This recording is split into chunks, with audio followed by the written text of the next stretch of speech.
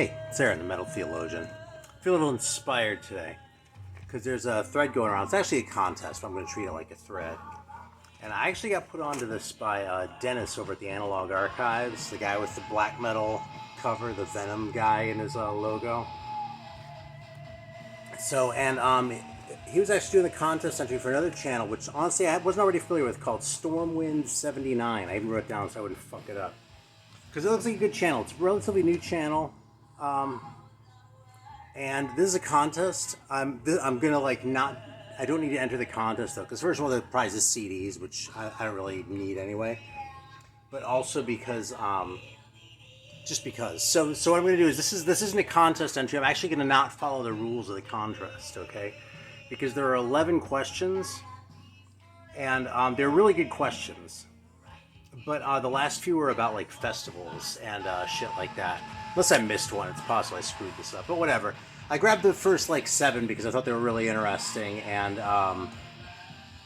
yeah. Yeah, so anyway, Stormwind79 though, I mean, I have checked his channel out since I sort of became aware, and he talks about a lot of like black and death metal stuff that I'm not as into. So it seems like he does about a third of each, sort of like old kind of metal, like my stuff, and then a third death and a third black. So, you know, it might be interesting for you if you're not familiar with him, so. Alright, anyway, and Analog Archives, I assume everyone watches that channel, so. He's been in the club for a while now, so. Let's do it. Alright, so anyway, yeah, the questions are, the first one is a band that everyone likes but you can't get into. And the big obvious one for me is probably Pantera, because I fucking hate Pantera, and you know, I've talked about it before. I don't really even. I was gonna say, I was gonna talk about like their place in metal and whether or not they have one at all, in my estimation. But that really doesn't even matter, because not everything else I'm gonna be showing is gonna be metal, by the way. It's gonna be metal anyway. I just think they're crap by any on any terms, you know what I mean? As a metal band, they're crap, and as a band, they're crap just generally. So I like the glam records, though.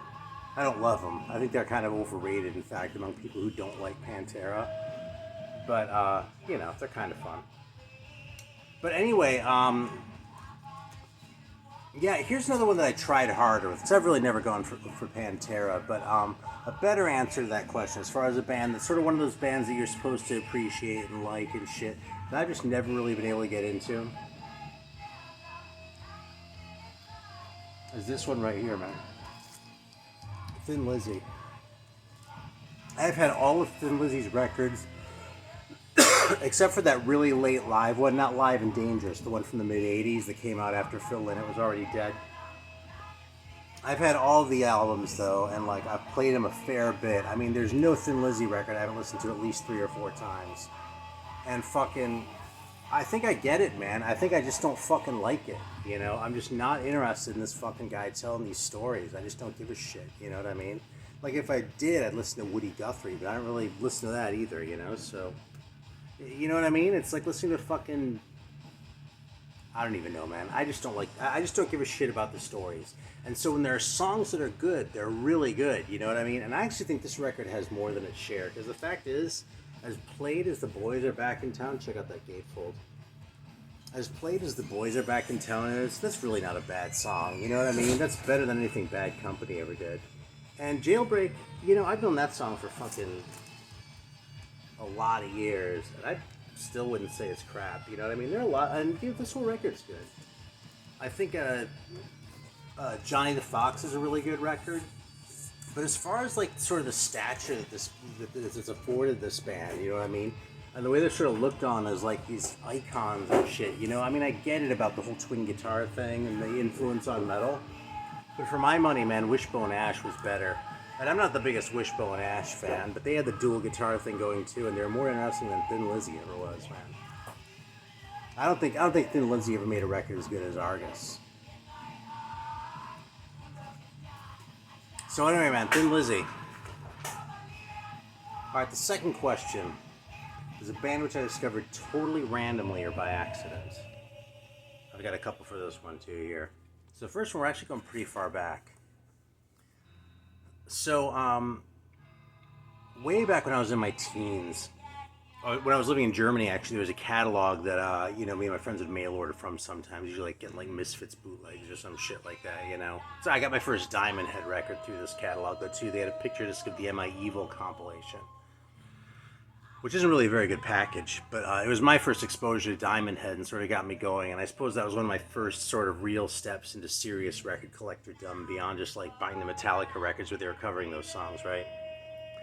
So anyway, there was this mail order called Malibu. And I was on the phone with this friend of mine, and we were just sort of bullshitting because we used to do that back in the day. It's like just talk on the phone for long periods of time. And it's funny because I don't say that as a dig at like, Zoomers or let alone millennials, because the fact is, I don't talk on the phone like I used to either. I text as much as any Zoomers. So there you go. By the way, speaking of Zoomers, we're listening to the new Soul Grinder. Played this in the last video, man, but I fucking love this record, and like half the shit I get ads put on the video, so fuck it, man. Y'all can enjoy this again. There isn't a whole lot of obscure shit in this stack, so there are a couple though. That's what you're waiting for. Anyway, so I was going through the thing, right? And like I was on the phone with this friend of mine, and we were just like reading like these names of bands and shit in the album titles, and like sort of like looking for the funny ones. And honestly, part of it was how my friend pronounced the English. Like sometimes like Omen. The way he said Omen was just hilarious to me. I almost fell out of my chair when he said Omen Battle Cry or whatever it was, and I didn't know who Omen was. This was like, I don't know, 87 or 88, maybe something like that. Anyway, one of the other ones on the list, the one that really blew my mind that it was a fucking real band and record. The band was called Voivod, and the record was called Roar. So I was like, who the fuck could that possibly be? So I was at the record store not too long after that, and at that point in time in that town, in Erlangen at least, I was actually at I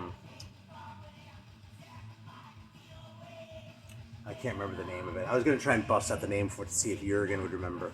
But anyway, I was in there, and you could still like listen to the records. It might have been Musicland, but I don't think that's right. You could still like, even like the new records, you could like sample them and shit like that. They're all cool about that. That was just understood. So anyway, they didn't have Roar in, but they had this one, or at least this is the first one I saw. And I was like, I've got to hear what fucking Voivod sounds like. So I put it on, and I couldn't believe how good it was. I was blown away by how fucking just strange and just cool this band was. And it kind of blew my mind. It was sort of too much for me to take in all at once. So I like sampled it a couple more times and went, and every time I was like, fuck, that's good, you know what I mean? So of course I was a kid, right? So I didn't have money until like, I don't know, because I was buying other shit, probably something stupid too, but although I was still in high school when I bought this one, there's a Chris's Warped Records sticker removed, so I bought it in Cleveland. But anyway, yeah, so I had never heard of Voivod. I had no fucking idea who they were, and I didn't know they were Canadian. They could have been from Mars for all I knew, you know, but Canada wouldn't have meant much more to me at the time than Mars because I was basically a little kid. I was like 15. But that record fucking blew my mind. I've really been a Voivod fan ever since. I've kind of gone up and down. I actually thought they might be a pick. Maybe a little bit obvious pick. But there's another question about a band that changed their sound for the better. And it crossed my mind to use Voivod because they changed their sound so much.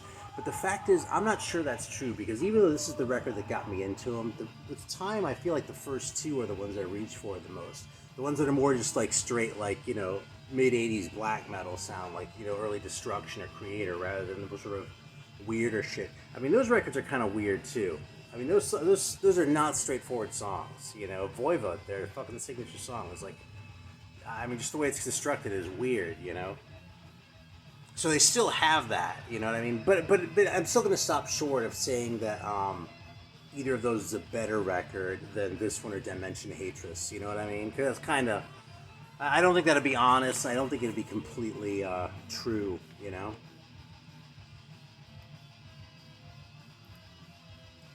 But there you go. I still engage with this band at this level after this many years, right? So it tells you how important and great I think they are. All right, so a band or album that I used to dislike but now like. Oh, actually, no. You know something? I had another one that I found by accident first. So, a band I discovered totally randomly or by accident. Okay, so when I was living in LA, I went into Amoeba Hollywood one day and I saw this on the wall. And it was sealed. I had $75 on it. I was like, I didn't know who they were, man. I didn't know who Tyrant's Reign was, but I was like, dude. You know? And I asked to see it off the wall, right? Yeah, sold, you know? And then I went home and looked up what it was going for, because I didn't have a cell phone yet at the time. This is more than 20 years ago. But I went home and looked it up, and I totally got a deal. So, it's actually had a business card from their management in it, too.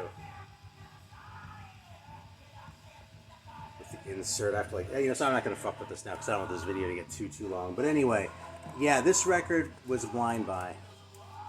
Sort of my story about the most expensive one, but I totally won, you know, because it's a fucking great record. And before that day, I'd never heard the name Tyrant's Reign before, but this fucking record cover made my spidey sense tingle in a pretty big way. Alright, so now we're on to a band or record that I didn't used to like, and now do like. And, okay, well, this is the fucking record we're going to be talking about here.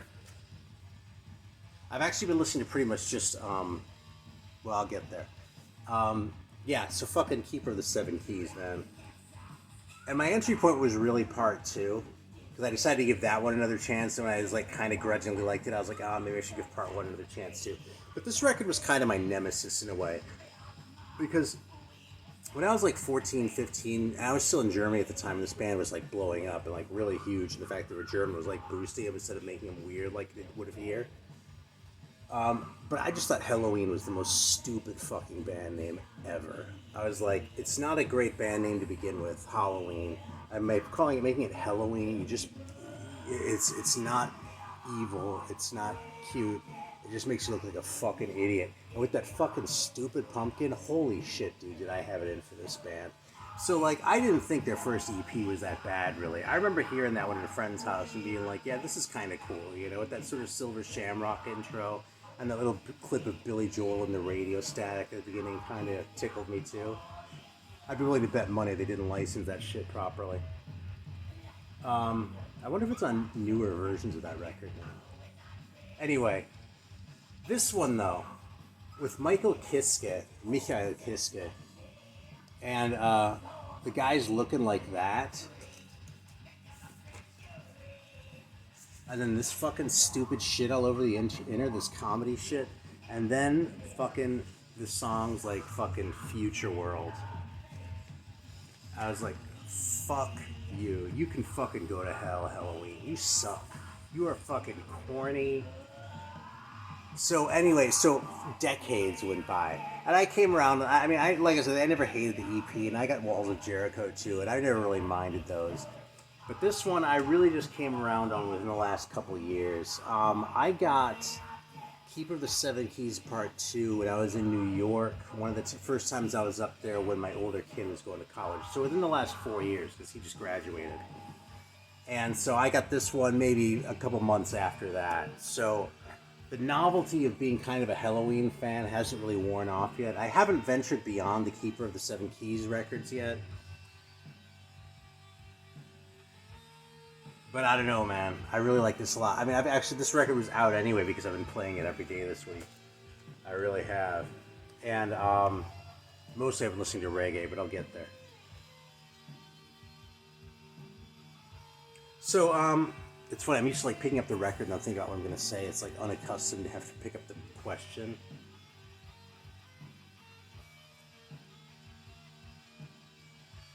All right.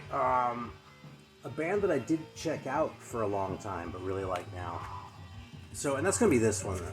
I kind of do this a lot. Because I kind of feel like there was a point in my life when you can take almost any band and I didn't like them. Like at some point in my life, I probably didn't like them, you know? There's some exceptions, like the Velvet Underground or something like that, right? But like, you could go through, right? And so a lot of the shit that I've come back to at different points, you know what I mean? Like, and I just got really into the Grateful Dead like maybe 5 years ago. I kind of discovered hip-hop like 6 or not even about the same time as that. Actually, about 5 years ago, I think. So the most recent one I have is really this because I haven't been a Metal Church fan since back in the day, but I did really like their first album, and I got that probably sometime in the late '90s, something like that. But I never really ventured past that. Relatively recently, I got a copy of The Dark. It didn't really blow my mind, but I saw this one in a shop locally, and I was like, well, I've been telling myself the next time I see that, I'm going to grab it. And I've said that like, I don't know how many times at this point, so this time I'm really going to do that. And I was surprised by how much I like this record, man. You know, for this kind of thrash, it's 89, and the fact is, this kind of thrash was kind of running its course by this point in time.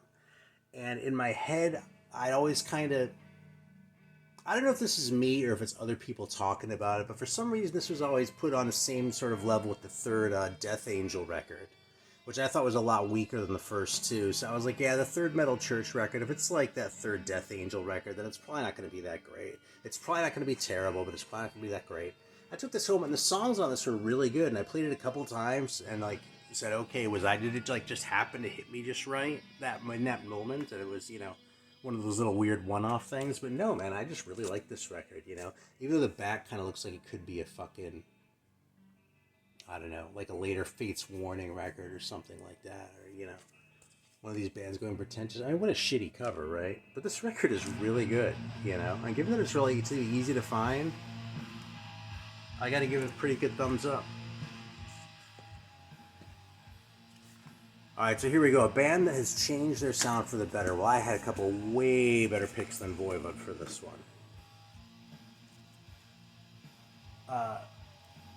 First one, actually. This is gonna be a little bit of a hot take for y'all. I'm trying to decide if I want to go for the obvious one first or the hot take first. I'm gonna go for the obvious one first. Dude, this might be my favorite record of all time. If I had to pick one out of the, I don't know, 10 to 12,000 records I've owned over the course of my life, maybe, something like that, this is the one that I kind of keep hoping for. This is the one I reach for, you know, several times a year. And I got into this when I was like 11, man. So, yeah, I don't think I spent a whole lot of time, like, basking in the old nostalgia and shit. I think I challenged myself pretty well when it comes to discovering new music and like looking for new shit to listen to. But I still love this record. It's still one of my favorites ever, and I have two copies of it. They're both German, and this is the one that I bought in the States, because back then I hated this fucking thing in the corner, like fucking up the album art. I didn't like they changed the background from blue to white, but now it's awesome because it's part of the record's history, and I'll keep it forever. It has a wallet style cover too, so.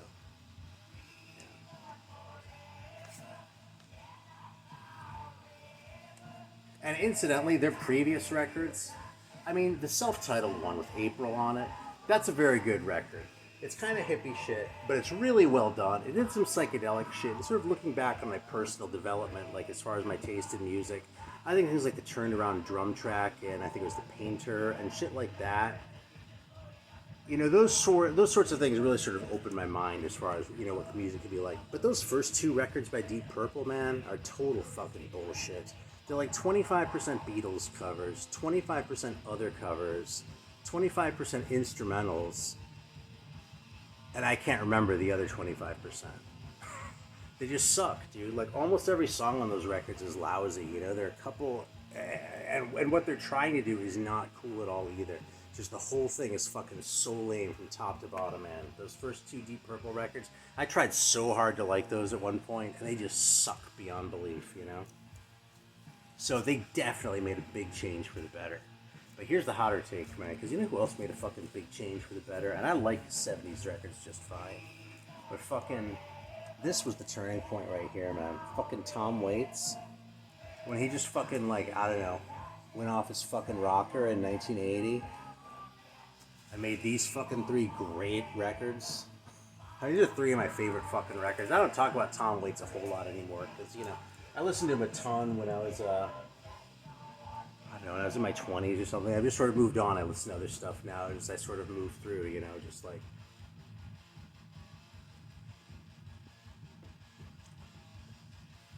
Yeah. Those are great. By the way, check out this original pressing of Bone Machine. These are pretty tough to find because this was sort of the CD era low point, so. If you're a Tom Waits fan and you don't have it, you can be a little jelly.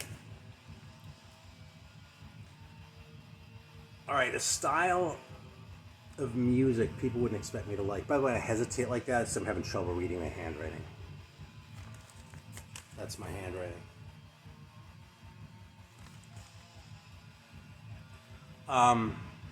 So a style of music that people wouldn't expect me to like. I don't know that if you watch my channel, I mean, I've been doing this for 9 years now. If you watch this shit, you're probably not going to be that surprised when I bust something out. I mean, maybe, but I've sort of done that in a big public way because, frankly, I always find it funny. Well, shit, I outlasted the record, so I'm going to flip this. So that was actually side 2. We're going to flip it over to side 1 now because I want to keep hyping Soul Grinder. I don't want to find something else right now.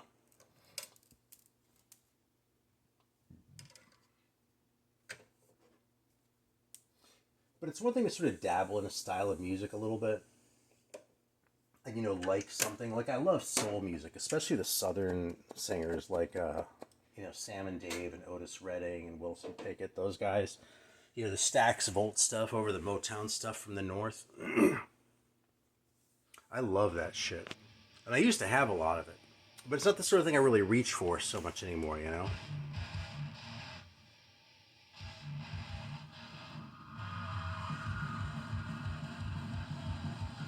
But like my deep and abiding love for reggae, I could see people might maybe being a little bit surprised by it. And this week, this is the fucking funny thing. I almost made a video just thinking around this.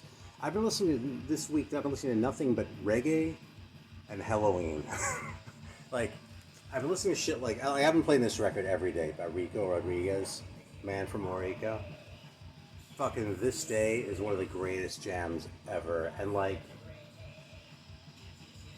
God, this whole record is so fucking good. I actually don't know the song titles because they're he's a trombone player. This whole record is instrumental, but it's so good, man. The trombone playing has just so much like style, and it's just so fucking great. I've actually been kind of into the trombone players anyway. Checked out a little Don Drummond earlier today too. But I've listened to a lot of Keith Hudson.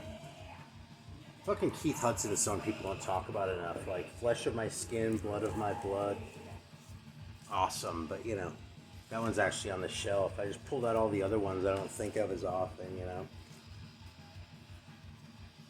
Yeah, this fucking Gladiators record I pulled out too. I just played this one right before I started the video. It was totally an all-time favorite. I got into this when I was about 20. And I still love that shit. Listen to it all the time. So yeah, I don't think people would be surprised that I like reggae. But I think people might be a little surprised that I'm as into reggae as I am.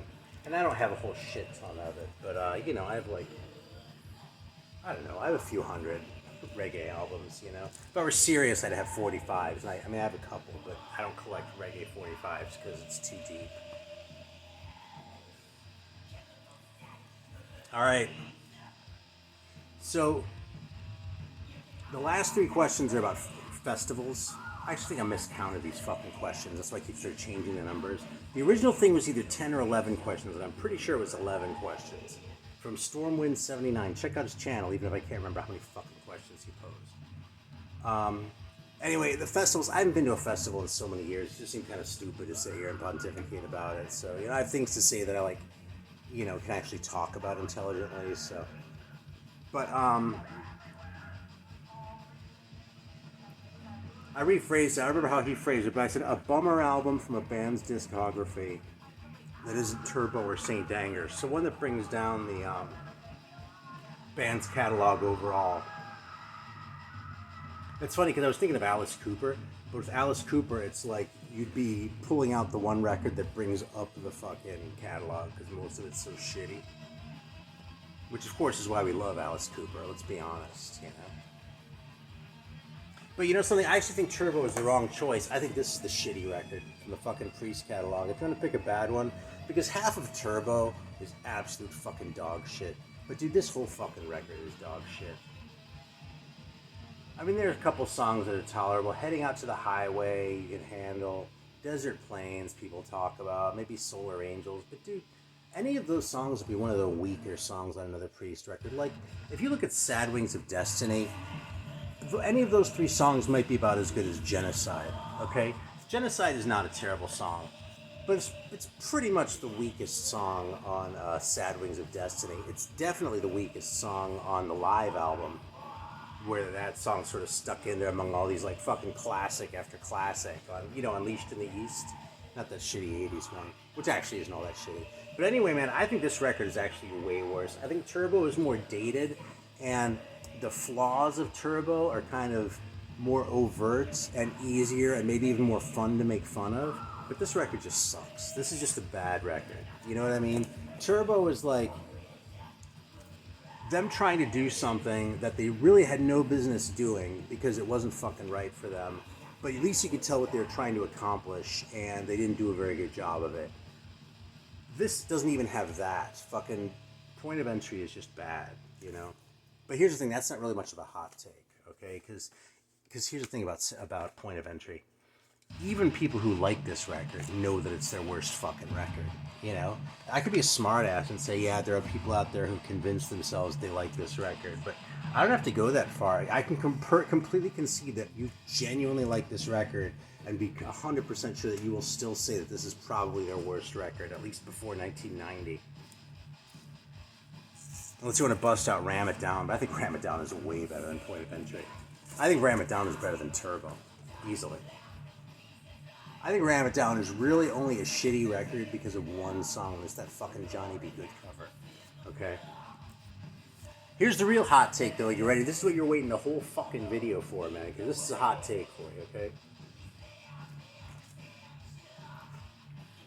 For a bummer album that I think brings down someone's catalog,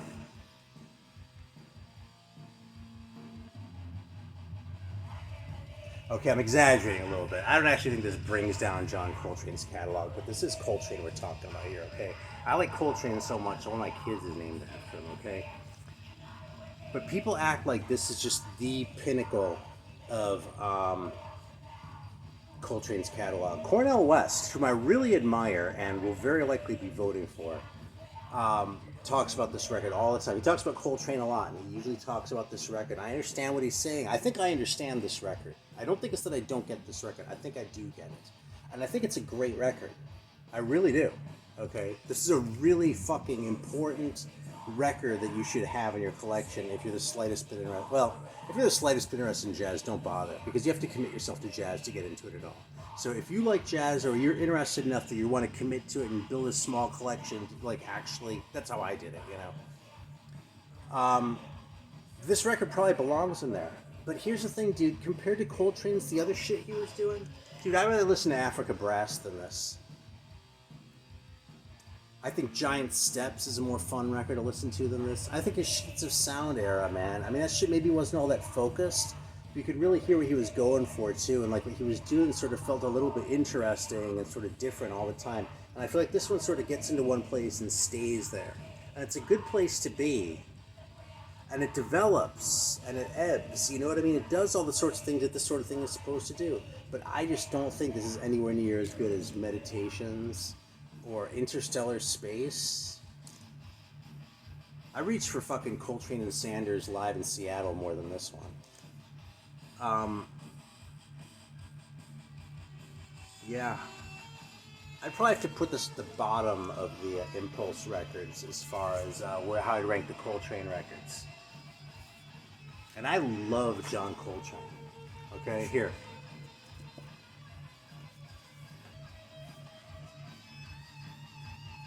Okay, right here in this cue,